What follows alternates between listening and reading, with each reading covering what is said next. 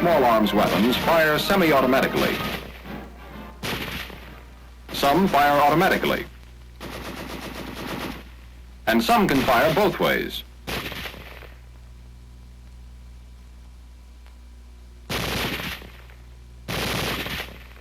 Weapons giving automatic fire will fire continuously as long as pressure is applied to the trigger or until the ammunition is exhausted. This permits spraying of a target with a continuous stream of fire.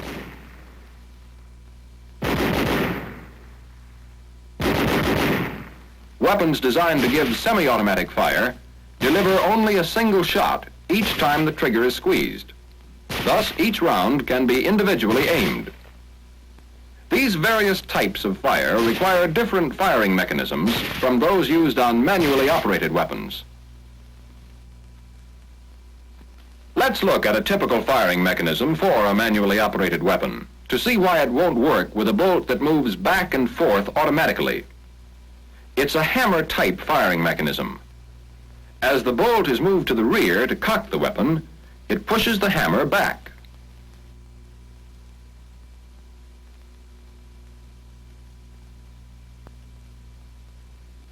Squeezing the trigger releases the hammer to fire the round. The bolt is moved back by the force of the explosion and is immediately closed by the return spring. Right here is the difficulty. The bolt opens and closes before there is time to release the trigger. Actually, it's faster than the eye can follow. As a result of this rapid movement, the sear is still held down by the trigger when the bolt is closed. Since there's nothing to catch the hammer, it follows the bolt forward. But it doesn't have enough force to fire the next round, and firing stops. In other words, a firing mechanism is needed that will stay cocked even though the bolt goes back and forth at terrific speed. First, let's build a typical firing mechanism for semi-automatic fire. Such a mechanism must remain cocked with the trigger held to the rear. It should fire when the trigger is released and then squeezed again. This can be done in a number of different ways. Here on our model, we've added a new sear of the same type as the first one. It is mounted so it can pivot independently of the trigger. Now, we'll mount a spring under the new sear to hold it up where it can catch the hammer.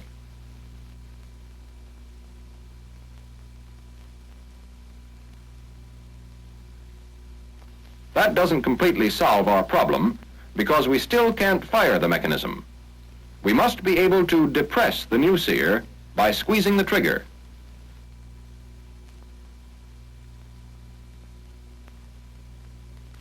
What is needed is a connection between the two sears. We'll put a link on the original sear.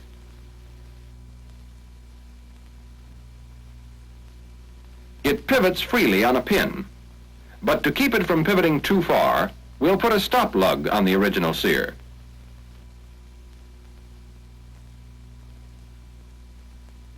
Now the link always returns to its original position. The link is long enough to reach to the new sear, and to make contact with it, we'll put on another small lug. Now watch what happens. The hammer is held cocked by the new sear. When the trigger is squeezed, the link moves the new sear down, releasing the hammer. A fraction of a second later, the link slips off of the lug, and the new sear pops up to catch the hammer again. Let's see it again. The sears come down together, releasing the hammer. The new sear snaps up and catches the hammer, even though the trigger is still held back. To fire the next round, we must release the trigger. The link hits the lug on the new sear and pivots. After it passes the lug, it drops back into its original position, and the firing mechanism is ready to fire the next round. We now have a semi-automatic firing mechanism. Each time we fire, the bolt moves back and forth before the trigger can be released. But the new sear is up waiting to catch the hammer.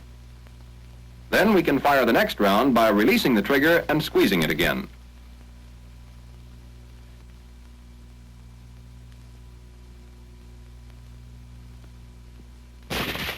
Semi-automatic fire. One shot each time the trigger is squeezed. To get automatic fire, we must arrange the firing mechanism so the weapon will fire continuously as long as pressure is applied to the trigger.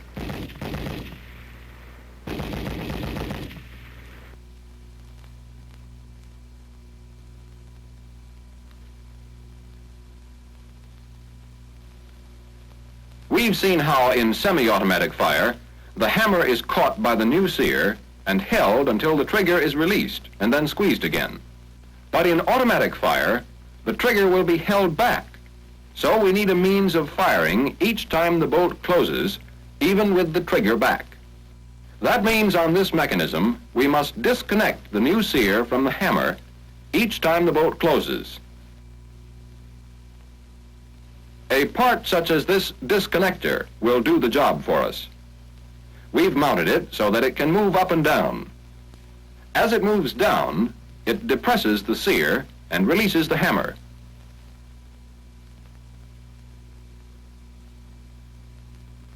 To move the disconnector each time the bolt closes, we'll put a lug on the bottom of the bolt. Now, as the bolt closes, the lug cams the disconnector, pushes the new sear down, and the hammer is released to fire the round. The bolt moves back and the lug clears the disconnector. The disconnector moves up and the new sear is in position to catch the hammer, even with the original sear held down by the trigger. The cycle starts over again, and the weapon will continue to fire as long as pressure is applied to the trigger. When the trigger is released, the original sear rises.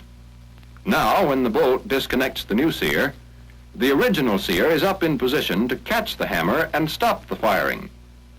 The hammer is held back, cocked, and automatic fire can be resumed merely by squeezing the trigger again.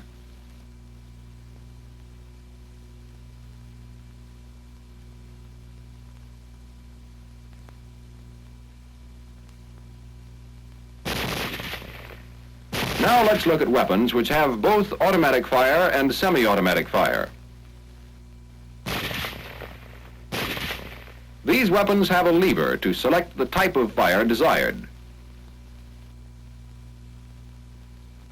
These firing mechanisms are not much different from the ones we have just seen. All that's done is to arrange the disconnector so it can be shifted in or out of engagement with the new sear.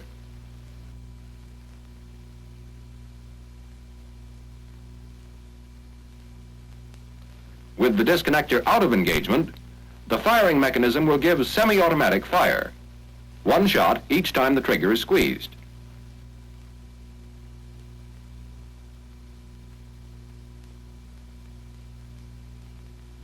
With the disconnector engaged, we'll have automatic fire just as we had before.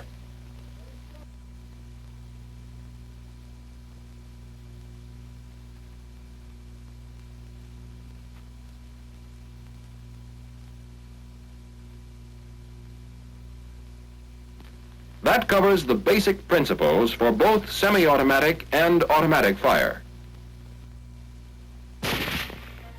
You'll find many different types of firing mechanisms on small arms weapons, but all of them have to perform the same operations we've pointed out to take full advantage of the speed and convenience of modern weapons.